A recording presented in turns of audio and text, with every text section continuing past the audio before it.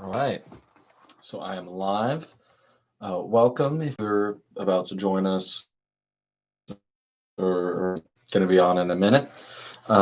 So I wanted to correct my pronunciation. I think I said Credos in the last video. I said Credos over and over and over again, and I was the people I saw that it was actually pronounced Krydos is the common pronunciation. So apologies, and I will do better moving forward when I refer to Krydos. Today I've got Aristophanes and the clouds. There's going to be a lot in here. I'm sure I'm going to mispronounce. I didn't do as much or I didn't do any research again as far as pronunciations. I did listen to a brief summary of it. My understanding is that this is during the life of Socrates. It's about 100 years, within the 100 years prior to the last reading that I did. So a little bit earlier than Plato, we have Aristophanes, and this is a play critiquing the, I guess, the state of affairs of Athens. And I'm excited to see it's supposed to be a comedy play that's poking fun at, I guess, lawmakers, and I'm excited to see exactly what's going on here. So let's dive right on in. The clouds.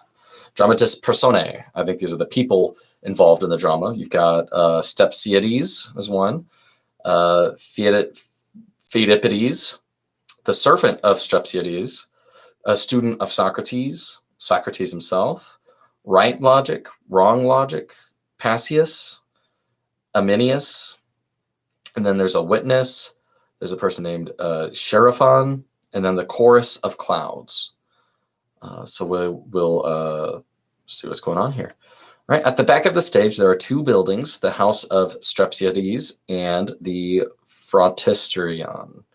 Frontisterion. I'll have to look that up in a minute, or if you understand what that means, drop a comment. The interior of the first is exposed to view by means of the eclima. Strepsiades and Pheidippides are discovered in bed.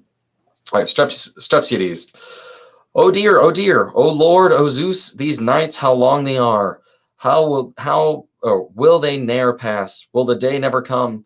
Surely I hear the cock crow hours ago, yet still my servants snore. These are new customs. Oh, aware of war for many various reasons, one fears in war even to flog one's servants. And here's this hopeful son of mine wrapped up, snoring and sweating under 5 thick blankets. Come, we'll wrap up and snore in opposition. Tries to sleep. But I can't sleep a wink, devoured and bitten by ticks and bugbears, duns and racehorses, all through this son of mine. He curls his hair and sports his thoroughbreds and drives his tandem. Even in dreams he rides, while I'm ruined. Now that the moon has reached her 20ths and paying time comes on, boy, light a lamp and fetch my ledger. Now I'll reckon up who are my creditors and what I owe them. Come, let me see then. 50 pounds to Passius. Why 50 pounds to Passius? What were they for? Oh, for the hack of Corinth. Oh dear, oh dear. I wish my eye had been hacked out before. Pheidippides, in his sleep, says, You are cheating, Philon. Keep to your own side. Strepsiades. Ah, there it is. That's what's ruined me. And even in his very sleep, he thinks of horses. Pheidippides, in his sleep again. How many heats do the war chariots run? Strepsiades. A pretty many heats you have run your father. Now then, what debt assails me after Passius? A curricle and wheels, 12 pounds, Aminius. Pheidippides, in his sleep. Here, give a horse a roll and take him home. You have rolled me out of house and home, my boy. Cast in some suits already, while some swear they'll seize my goods for payment. Good, my father. What makes you toss so restless all night long? There's a bum bailiff from the mattress bites me. Come now, I prithee. Let me sleep in peace. Well then, you sleep, only be sure of this. These debts will fall on your own head at last. Alas, alas, Forever cursed be the same matchmaker who stirred me up to marry your poor mother. Mine in the country was the pleasantest life, untidy, easygoing, unrestrained, brimming with olives, sheepfolds, honeybees. Ah, then I married. I, a rustic, her, a fine town lady, niece of Megacles. A regular, proud, luxurious coesira. This wife I married, and we came together. I rank with wine lees, fig boards, greasy wool packs, she all with accents and saffron and tongue kissings, feasting, expense, and lordly modes of loving. She was not idle, though. She was too fast. I used to tell her, holding out my cloak, threadbare and worn, "Wife, you're too fast by half." Entered the servant boy. Here's no more oil remaining in the lamp.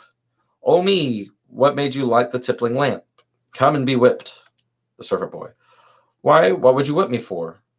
Why did you but one of those thick wicks in? Well, when at last to me and my good woman, this hopeful son was born, our son and heir, why, then we took to wrangle on the name.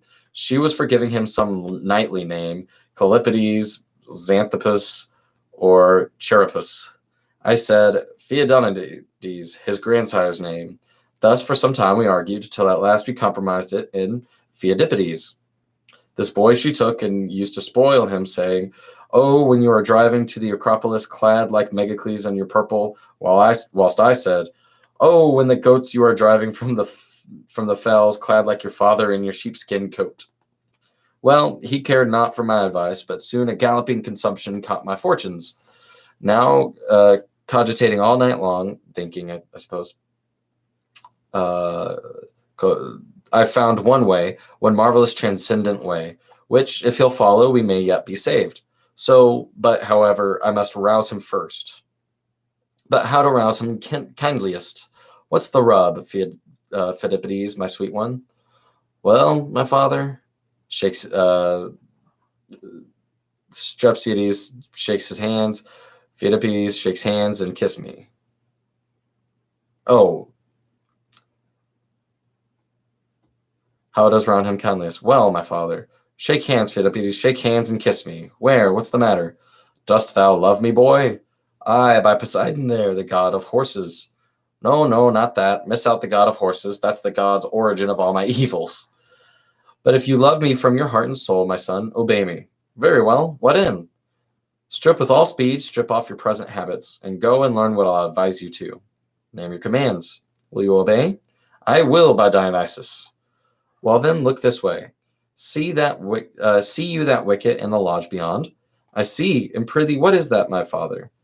That is the thinking house of sapient souls. There dwell the men who teach, who persuade us, that heaven is one vast fire extinguisher, placed round about us, and that we're the cinders, and they'll teach, only they'll want some money. How one may speak and conquer, right or wrong. Come, tell their names. Well, I can't quite remember, but they're deep thinkers and true gentlemen. Out on the rogues, I know them, those rank pedants, those pale-faced barefoot vagabonds, you mean? That Socrates, poor wretch, and Sheriffon. Oh, hush, don't use those foolish words. But if the sorrows of my barley touch you, enter the schools and cut the turf forever. I wouldn't go, so help me Dionysus, for all the Leogoras breed of Phasians. Go, I beseech you, dearest son, go and be taught. And what would you have me learn? 'Tis known that in their schools they keep two logics. The worse, Zeus save the mark, the worse and the better. The worse, Zeus save the mark, the worse and the better. This second logic, then, the worse one, they teach to talk unjustly and prevail. Think, then, you only learn that unjust logic, and all the debts which I have incurred through you, I'll never pay, no, not 1 farthing of them. I will not go. How could I face the nights with all my color worn and torn away? Oh, then, by earth you have eat your last of mine. You and your coach horse and your Sigma brand, out with you. Go to the crows for all I care. So that we have this father, Strepsiades, kicking Pheidippides, his son, out to learn. That's my understanding. It's pretty humorous. So this is a comedy. Trying to remember um, all the interesting phrasing is still hard for me. So bear with me. But Uncle Megacles won't leave me long without a horse. I'll go to him. Goodbye. And the son Phidippides exits. Strepsiades crosses to the Frontisterion. He says, I'm thrown by Zeus, but I won't long lie prostrate. I'll pray the gods and send myself to school. I'll go at once and try their thinking house. Stay, how can I forget, slow old fool? Learn the nice hair splittings of subtle logic. Well, go I must. 'Twon't do to linger here. Come on, I'll knock the door. Boy, ho there, boy. There's a student within. Oh, hang it all, who's knocking at the door? Me, Phaedon's son, Strepsiades of Sicina. The student says, why, what a clown you are, to knock our door in such thoughtless, inconsiderate way. You've made my cogitation to miscarry. You made me think to miscarry. Forgive me, I'm an awkward country fool. But tell me, what was that I made miscarry? 'Tis not allowed. Students alone may hear. Oh, that's all right. You may tell me. I come to be a student in your thinking house. Come then. But they're high mysteries, remember. 'Twas Socrates was asking Sheriphon how many feet of its own a flea could jump. How many feet of its own a flea could jump, for one first bit the brow of Sheriphon, then bounded off to Socrates' head. How did he measure this? Most cleverly. He warmed some wax, then he caught the fleas and dipped its feet into the wax he melted, then let it cool, and there were Persian slippers. These he took off, and so he found the distance. O Zeus and King, what subtle intellect! What would you say, then, if you heard another, our master's own? Oh, come, do tell me that. Why, Sheriphon was asking him in turn, which theory did he sanction, that the gnats hummed through their mouth, or backwards through the tail? Aye, and what said your master of the gnat? He answered thus, the entrail of the gnat is small, and through this narrow pipe the wind rushes with violence straight towards the tail. There, close against the pipe, the hollow rump receives the wind and whistles to the blast. So then the rump is trumpet to the gnats. Oh, happy, happy in your entrail learning. Full surely need he fear nor debts nor duns. Who knows about the entrails of the gnats? And the student says, and yet last night a mighty thought we lost through a green lizard. Strepsiades says, tell me, how was that? Why, as himself with eyes and mouth wide open.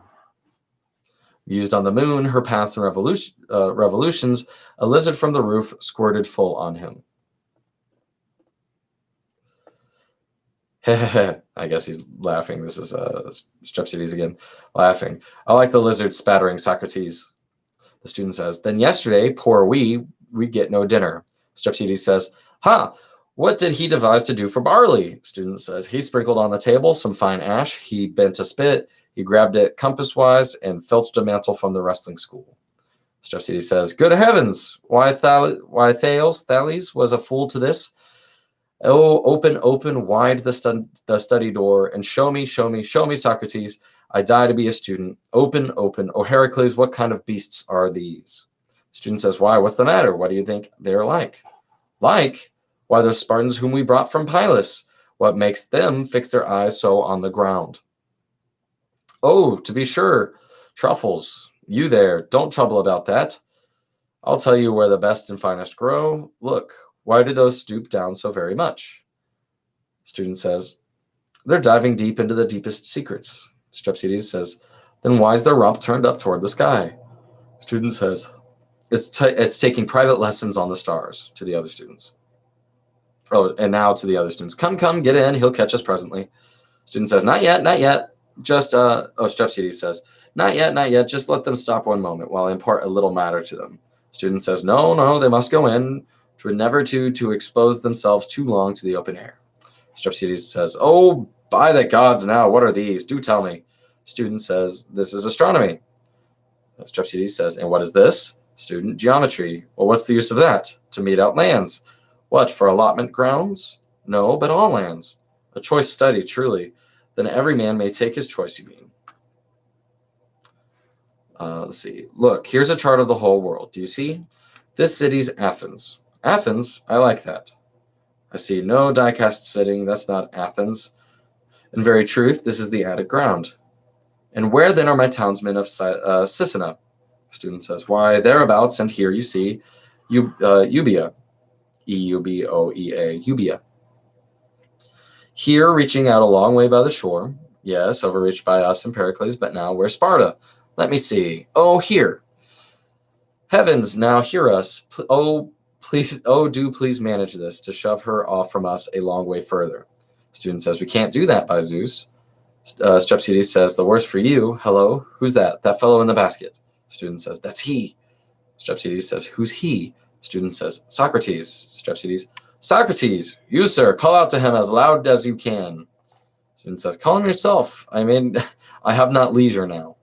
The machine swings Socrates in, and this Strepsiades says, Socrates, Socrates, sweet Socrates. Socrates says, mortal, why costst thou me? Why cost thou me? Strepsiades says, oh, first of all, please tell me what you are doing. Socrates says, I walk on air and contemplate the sun.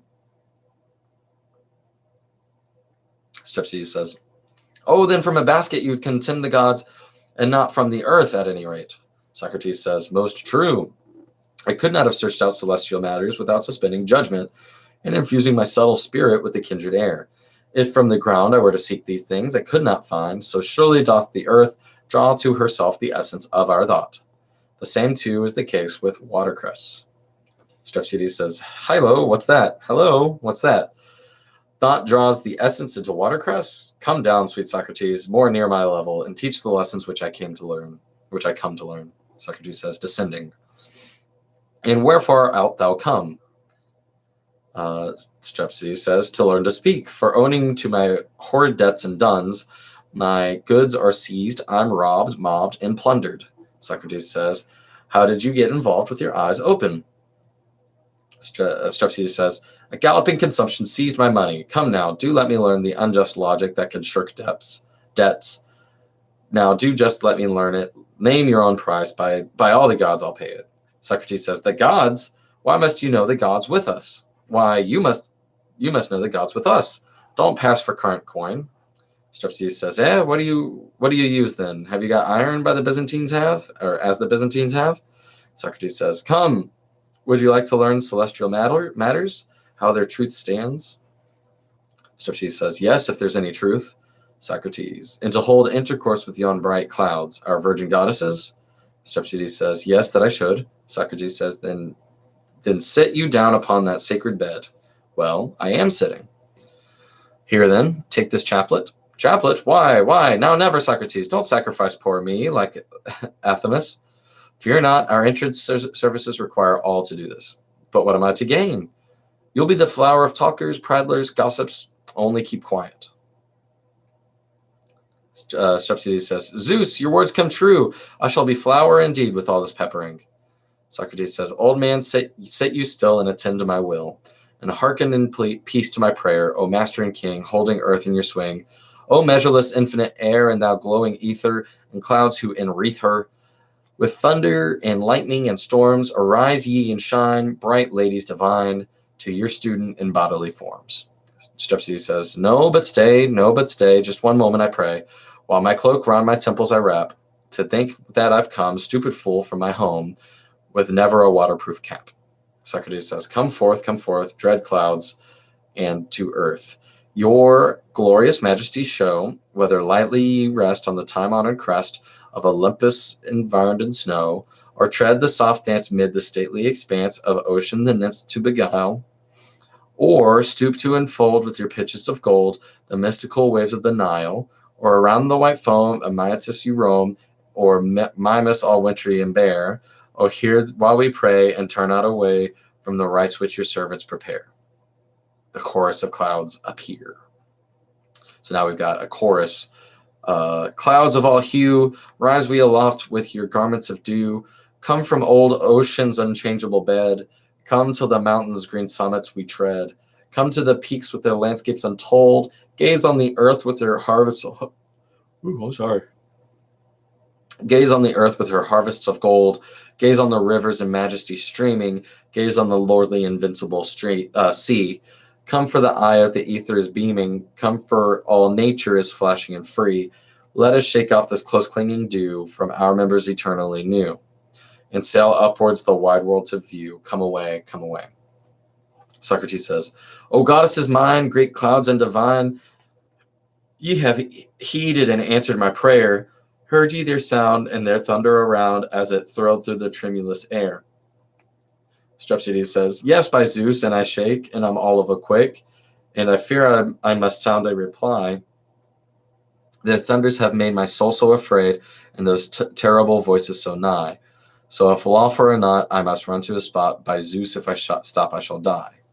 Have I been missing this the whole time? Has there been lyrics? Okay.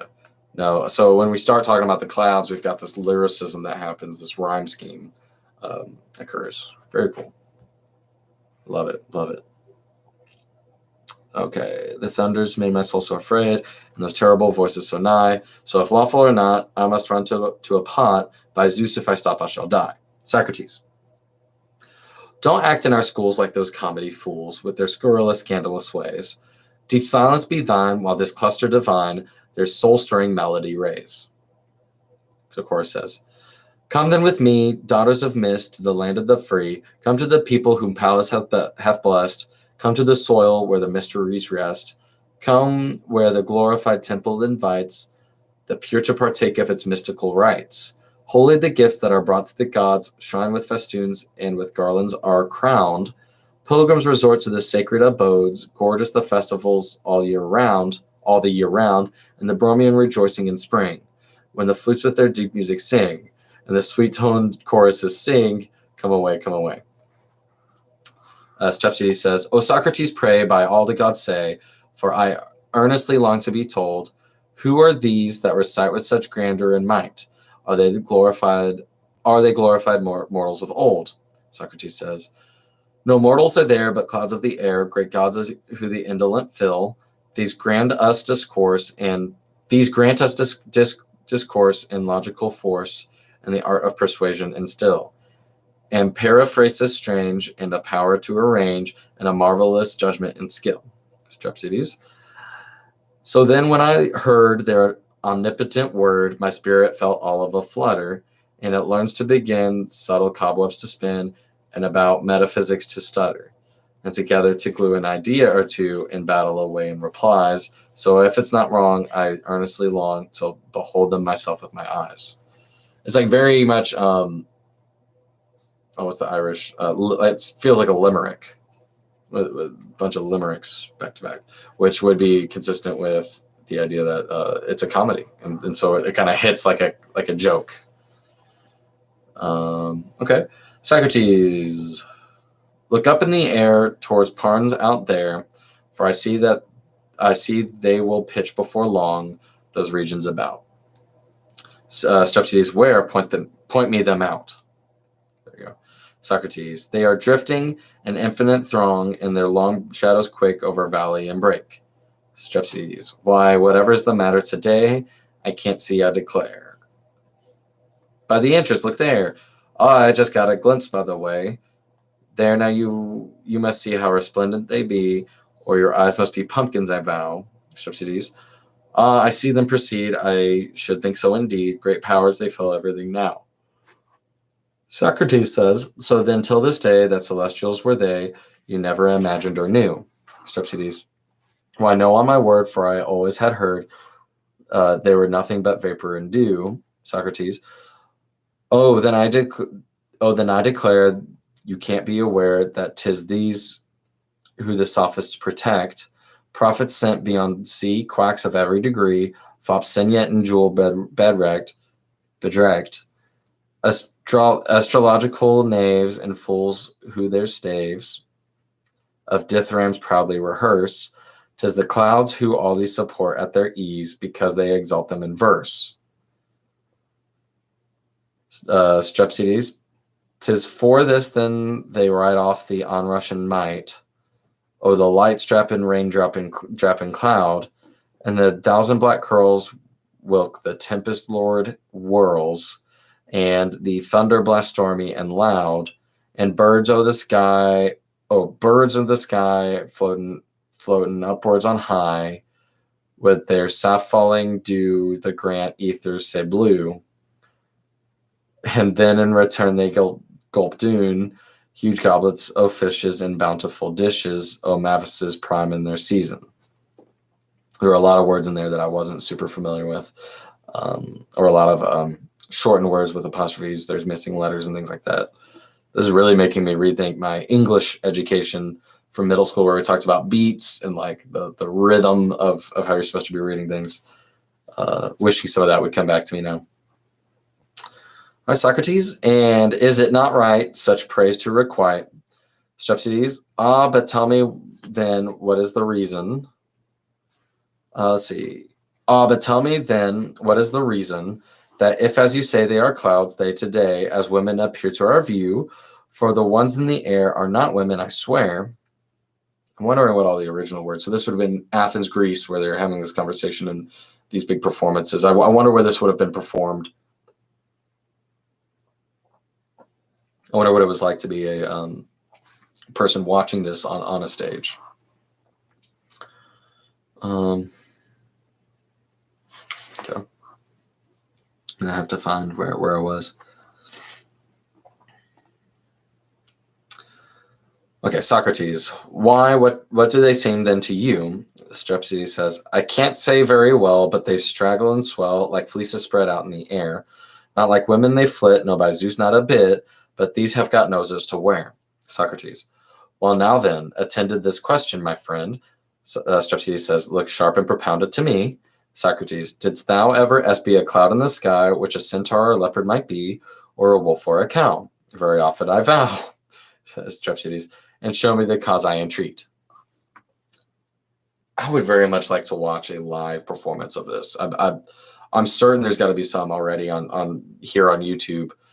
So Aristophanes, the clouds. I'm gonna have to watch this in person because I bet this is so entertaining. The composition of this, where one person starts a beat, another person completes it. That's very satisfying from a viewer perspective. So let's see, Socrates. So okay, why I tell you that these become just what they please, and whenever they happen to meet, when shaggy and wild, like the tangle-haired child of old Xenophants, their rule is at once to appear like centaurs to jeer the ridiculous look of the fool. Strepsiades. What then do they do if Simon they view that fraudulent harpy to shame? Socrates. Why, his nature to show us mortals below a wolfish appearance they frame. Strepsiades. Oh, they then I ween, having yesterday seen Cleonymus quaking with fear, him who threw off his shield as he fled from the field, metamorphosed themselves into deer. Socrates. Yes, and now they espy soft. Oh, espy. It's gonna be espy because nigh is next. So Cleisthenes nigh. Okay, restarting this line. Socrates. Yes, and now they espy soft Cleisthenes nigh, and therefore as women appear. Strepsiades. My goodness, this is rough for me. Strepsiades. Oh, then without fail, all hail, my welcome service and reply, with your voices so fine, so grand and divine, majestical queens of the sky. The chorus of clouds says, our welcome to thee, old man, who wouldst see the marvels that science can show, and thou, the high priest of this subtlety feast, say what would you have us bestow? Since there is not a sage for whom we'd engage our wonders more freely to do, except it may be for prodigus he, for his knowledge may claim them but you. For that sideways you throw your eyes as you go, and are all affection and fuss. No shoes will you wear, but assume the grand air on the strength of your dealings with us. Strepsiades. O earth, what a sound, how august and profound. It fills me with wonder and awe. Socrates says. These then alone for true deities own, the rest are all godships of straw. Strepsiades. Let Zeus be left out, he's a god beyond doubt. Come, that you can scarcely deny. Anybody who knows me, this is kind of interesting, funny. He's a god beyond doubt. Come that you can scarcely deny. Socrates, Zeus indeed. There's no Zeus. Don't you be so obtuse. Strepsiades says, no Zeus up aloft in the sky? Then you must first explain who it is sends the rain, or I really must think you are wrong. Socrates, well then, be it known, descended alone, I can prove it by argument strong. Was there ever a shower seemed to fall in an hour when the sky was all cloudless and blue? Yet on a fine day when the clouds are away, he might send one according to you. Strepsiades, well, it must be confessed that chimes in with the rest, your words I am forced to believe. Yet before I had dreamed that the rainwater streamed from Zeus in his chamber Potsieve. And whence then, my friend, does the thunder descend? That does make me quick with affright. Socrates says, why, 'tis they, I declare, as they roll through the air. What the clouds, did I hear you all right?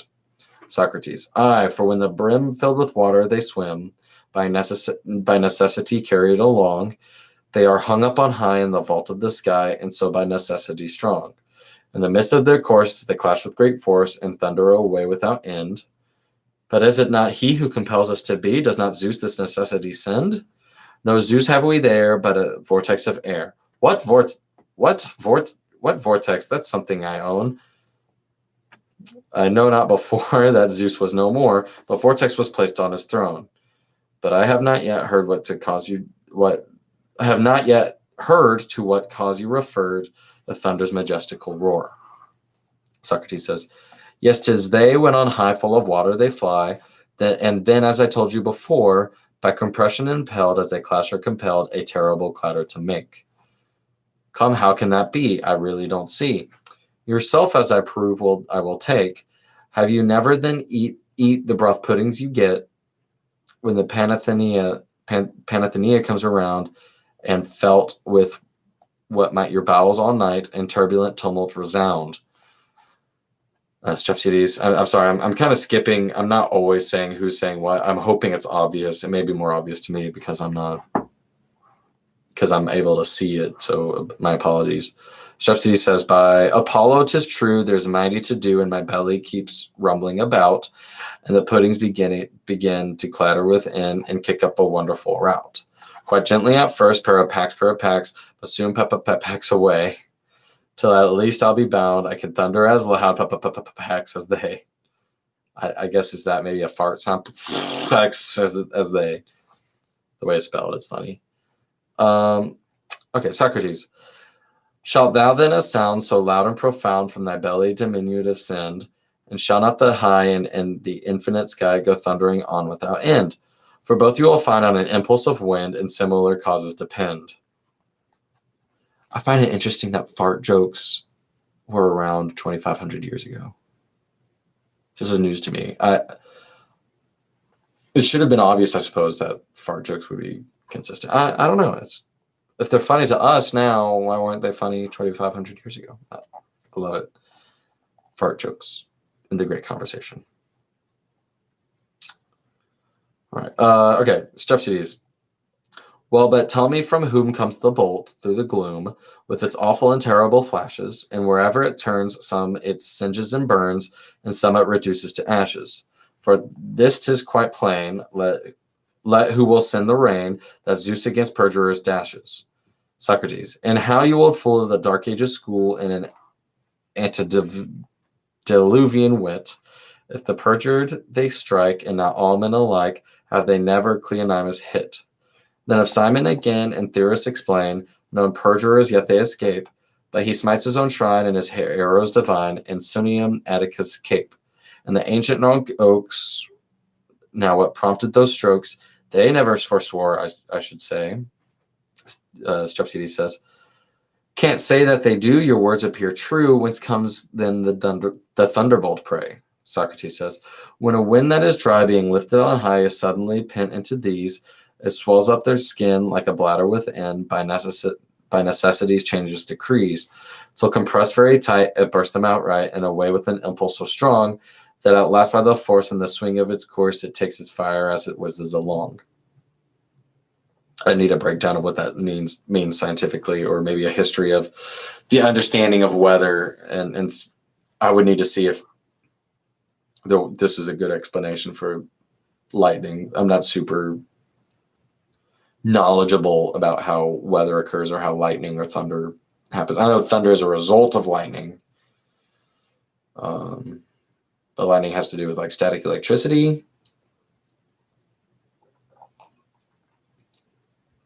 between like the clouds and the air pressure. There's not a whole lot I understand about lightning. If I was around back then, I might think that Zeus did it. I might just accept that. Strepsiades says, that's exactly the thing I suffered one spring at the great feast of Zeus, I admit. I had a punch in the pot, but I wholly forgot about making the safety valve slip. So it spluttered and swelled while the saucepan I held, till at least with a vengeance it flew, took me quite by surprise, dung bespattered my eyes, and scalded my face black and blue. The chorus of clouds says, O thou who wouldst fain great wisdom attain, and comest to us in thy need, all Hellas around shall thy glory resound, such a prosperous life thou shalt lead.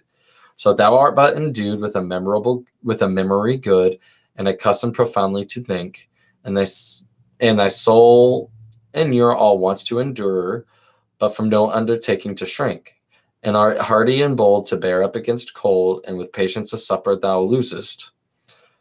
Nor too much dost incline to gymnastics and wine, but all lusts of the body refusest, and esteemest at best what is always the test of a truly intelligent brain, to prevail and succeed whomever you plead, in hosts of tongue conquests to gain. Strepsiades. But as far as a sturdy soul is concerned, in a horrible restless care, and a belly that pines and wears away on the wretchedest, frugalest fare, you may hammer and strike as long as you like, I am quite invincible there. Socrates. Now then you agree in rejecting with me the gods you believed in when young, and my creed you'll embrace, I believe in wide space, and the clouds and the eloquent tongue. Strepsiades. If I happen to meet other gods in the street, I'd show the cold shoulder I vow. No libation I'll pour, not one victim more, of the altars I'll sacrifice now. Chorus says, the chorus of cloud says, now be honest and true, and say what we shall do, since you never shall fail of our aid, if you hold us most dear in devotion and fear, and will ply the philosopher's trade.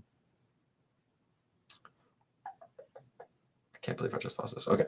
Strepsiades. O ladies divine, small ambition is mine. I only most modestly seek, out and out for the rest of my life, to be best of the children of Hellas to speak. Chorus says, say no more of your care, we have granted your prayer, and know from this moment that none more acts shall pass to the people than you, such favor from us you have won. Strepsiades. Now act if you please, I want nothing of these, this gift you may quickly withdraw, but I wish to succeed, just enough for my need, and to slip through the clutches of law. The chorus of cloud says, this then you shall do, for your wishes are few, not many nor great your demands, so away with all care from henceforth, and prepare to be placed in our votaries' hands. Strepsiades says, this then I will do, confiding in you, for necessity presses me sore, and so sad is my life twixt my cobs and my wife, that I cannot put up with it more. So now at your word I give and afford my body to these to treat as they please, to have and to hold in squalor and cold, to hunger and thirst, yea, by Zeus at the worst, to be flayed out of shape from my heels to my nape. So along with my hide from my duns I escape, and to men may appear without conscience or fear, bold, hasty, and wise, a concocter of lies, a rattler to speak, a dodger, a sneak, a regular claw of the tables of law, a shuffler complete, well worn in deceit, a supple, unprincipled, troublesome cheat, a hangdog accursed, a bore with the worst, and the tricks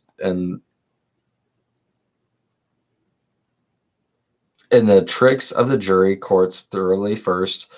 If all that I meet this praise shall repeat, work away as you choose, I will nothing refuse, without any reserve from my head to my shoes.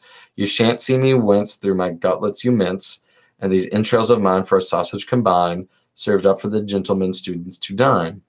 The chorus says, here's a spirit bold and high, ready armed for any strife. To Strepsiades. If you learn what I teach of the mysteries of speech, your glory soon shall reach to the summit of the sky. Strepsiades says, and what am I to gain? The cloud says, with the clouds you will obtain the most happy, the most enviable life. Strepsiades says, is it possible for me such felicity to see? The clouds say, Yes, and men shall come and wait, and the thousands at your gate, desiring consultations and advice on an action or a pleading from the man of light and leading, and you'll pocket many talents in a trice. To Socrates. Here, take the old man and do all that you can, your new-fashioned thoughts to instill, and stir up his mind with your notions refined, and test him with judgment and skill. Socrates says, come now, you tell me something of your habits, for if I don't know them, I can't determine what engines I must bring to bear upon you. Strepsiades says, what? Not going to store me by the gods? Socrates says, no, I want to ask you a few questions. First, is your memory good? Strepsiades says, 2 ways by Zeus. If I'm owed anything, I'm mindful very, but if I owe, oh dear, forgetful sorry.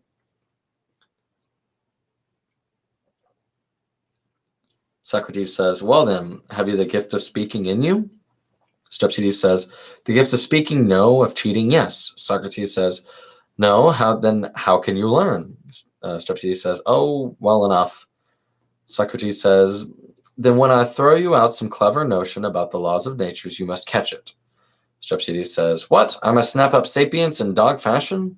Socrates says, oh, why the man's an ignorant old savage. I fear, my friend, that you'll require the whip. Come now, come, if one strikes you, what did they do? Strepsiades says, I'm struck. Then in a little while I call my witness, then in another little while I summon him. Socrates says, pull off your cloak. Strepsiades says, why, what have I done wrong? Socrates says, oh, nothing, all go in here naked. Strepsiades says, well, but I have not come with a search warrant. Socrates says, fool, throw it off. Strepsiades says, well, tell me this one thing. If I'm extremely careful and attentive, which of your students shall I most resemble? Socrates says, why, Chepharon, you'll be his very image. Strepsiades says, what? I shall be half dead. Oh, luckless me. Socrates says, don't chatter there, but come and follow me. Make haste now, quicker, here. Strepsiades says, oh, but do first give me a honeyed cake, Zeus. Zeus, how I tremble to go down there as if to see Trophonius. Socrates says, go on, why keep you puttering round the door? Socrates and Strepsiades enter the Phrontisterion. The chorus says, yes, go and farewell, as your courage is great, so bright be your fate. May all good fortune his steps pursue, who now in his life's dim twilight haze is game such venturesome things to do, to steep his minds in discoveries new, to walk a novice in wisdom's ways. O spectators, I will utter honest truths with accents free, yea, by mighty Dionysus, him who bred and nurtured me. So may I be deemed a poet, and this day obtain the prize, as till that unhappy blunder I had always held you wise. And all my plays esteeming, this the wisest and the best, served it up for your enjoyment, which had more than all the rest. Cost me thought and time and labor, then most scandalously treated, a retired and mighty dungeon, by unworthy foes defeated. This is why I blame your critics, for whose sake I framed the play. Yet the clever ones amongst you, even now I won't betray. No, forever since from judges, unto whom 'tis joy to speak, brothers profligate and modest gain the praise we fondly seek. When, for I was yet a virgin, and was not right to bear, I exposed it, and another did the foundling nurse with care. But 'twas ye who nobly nurtured, ye who brought it up with skill. From that hour I proudly cherish pledges of your sure goodwill. Now then comes its sister hither, like Electra in the play, comes in earnest expectation kindred minds to meet today. She will recognize full surely, if she finds her brother's tress, and observe how pure her morals, who to notice her first dress. Enters not with filthy symbols on her modest garments hung, jeering bald heads dancing ballets for the laughter of the young. In this play no wretched graybeard with the staff his fellow pokes, so obscuring from the audience all the poorness of his jokes. No one rushes. Sorry. It might be time for me to start heading out. Let's see. No one rushes in with torches, no one groans, oh dear, oh dear. Trusting in its genuine merits comes this play before you hear. Yet though such a hero poet, I, the bald head, do not grow.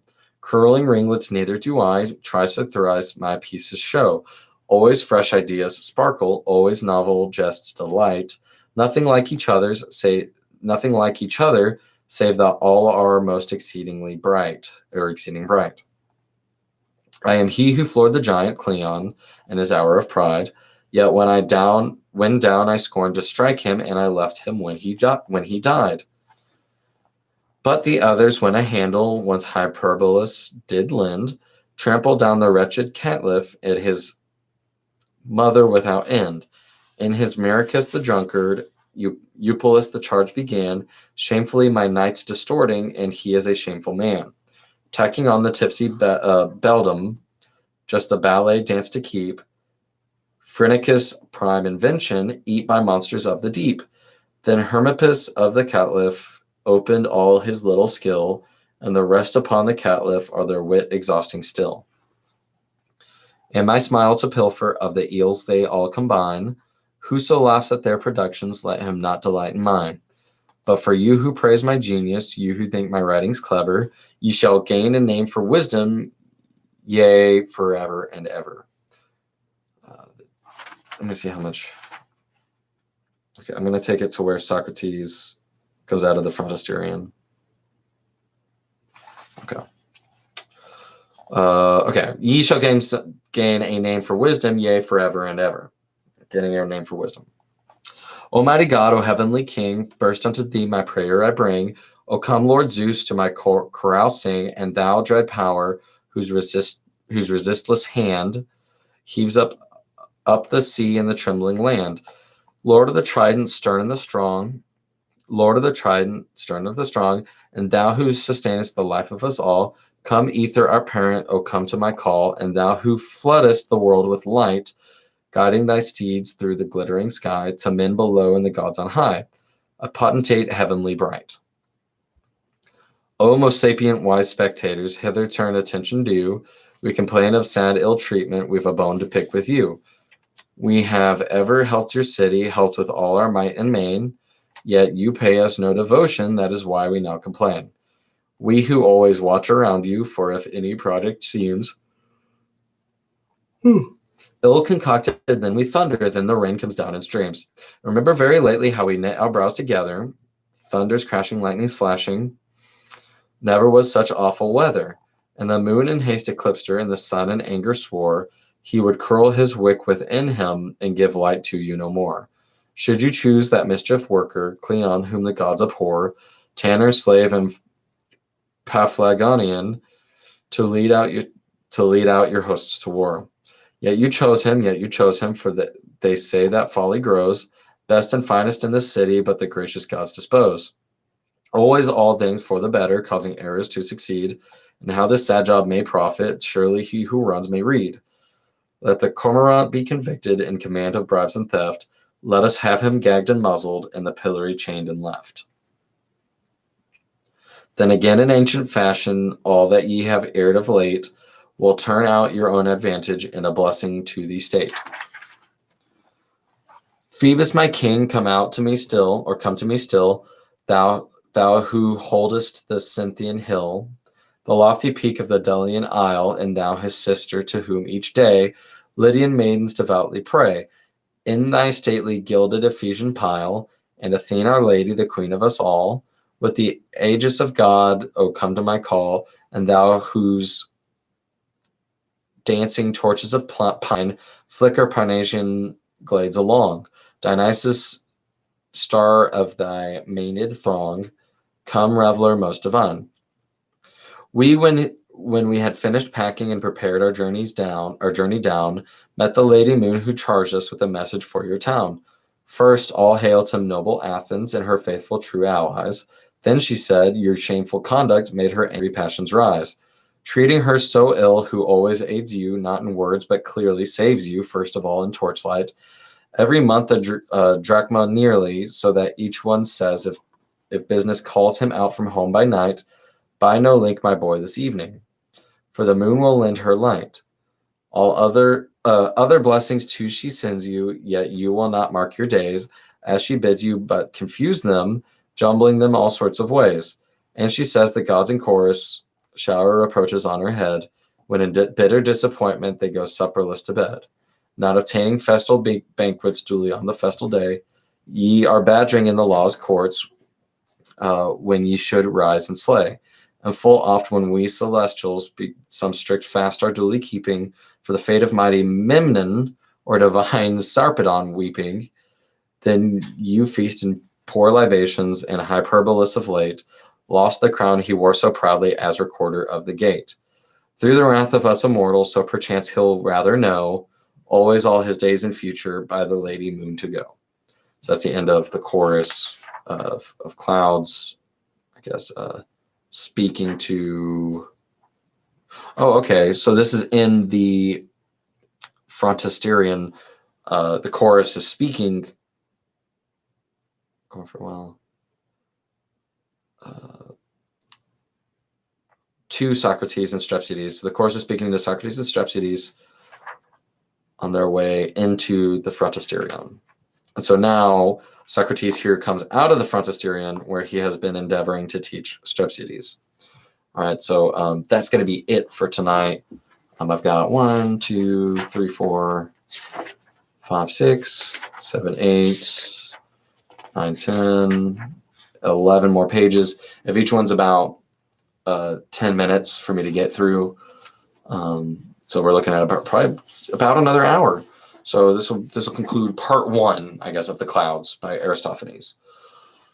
There's a lot in there. I'm going to end up having to do a little bit more research, read another summary of what's going on.